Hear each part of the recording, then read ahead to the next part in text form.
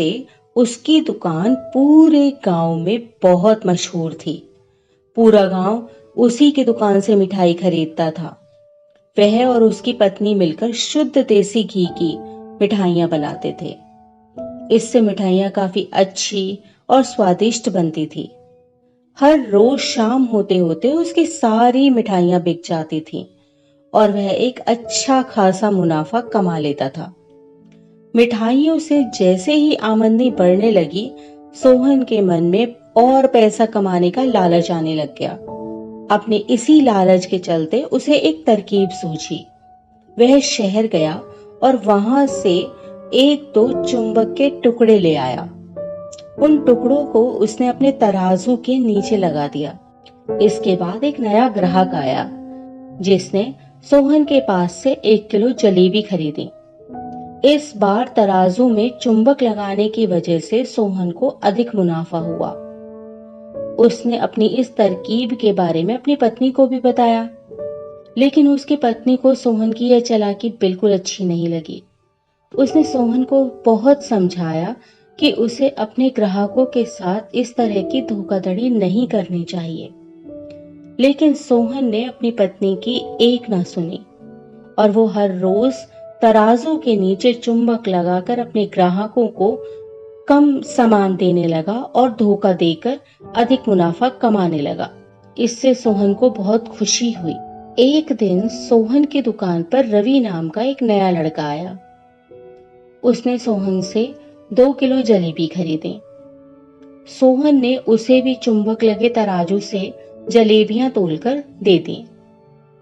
रवि ने जैसे ही जलेबी उठाई तो उसे लगा कि जलेबी का वजन 2 किलो से कुछ कम है। उसने अपना शक दूर करने के लिए सोहन से दोबारा से जलेबियों को तोलने के लिए कहा। रवि की बात सुनकर सोहन चिढ़ गया।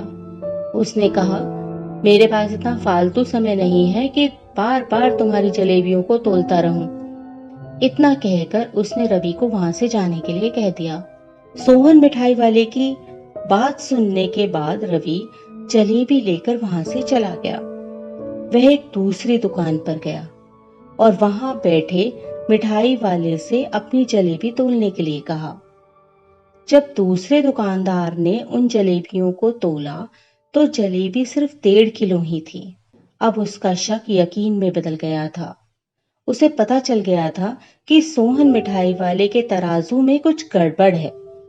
अब उसने तराजू की गड़बड़ को सबके सामने लाने का निश्चय कर लिया था और उसके लिए वो खुद एक तराजू खरीद लाया और उसे ले जाकर सोहन मिठाई वाले की दुकान के पास ही रख दिया। फिर रवि अपने सभी गांव के लोगों को वहां पर इकट्ठा करने में लग गया। जैसे ही लोगों की थोड़ी भीड़ बढ़ने लगी तो उसने गांव के लोगों को कहा कि आज मैं आप सभी लोगों को एक जादू दिखाऊंगा। यह जादू देखने के लिए बस आप लोगों को सोहन मिठाई वाले से खरीदा गया सामान एक बार इस तराजू में तोलना होगा और आप देखेंगे कि कैसे सोहन मिठाई वाले के तराजू से तोली गई मिठाइयां इस दूसरे तराजू में आने पर अपने आप ही कम हो जाती हैं। कुछ देर बाद 1-2 लोग मिठाई लेकर रवि के पास पहुंचे तो उसने ऐसा करके भी दिखा दिया। इसके बाद सोहन की दुकान से जिसने भी मिठाई खरीदी थी, सभी ने राजू को तराजू में तोलकर देखा तो सबकी मिठाइयां 250 ग्राम से लेकर आधा किलो तक कम निकली।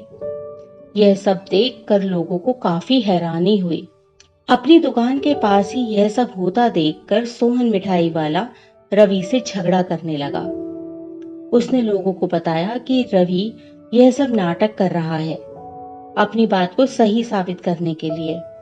रवि सीधे सोहन मिठाई वाले का तराजू लेकर आया और तराजू में लगे हुए चुंबक को निकालकर सबको दिखाने लगा। यह देखकर गांव वालों का गुस्सा 7वें आसमान पर चढ़ गया। सब ने मिलकर उस लालची मिठाई वाले को खूब मारा।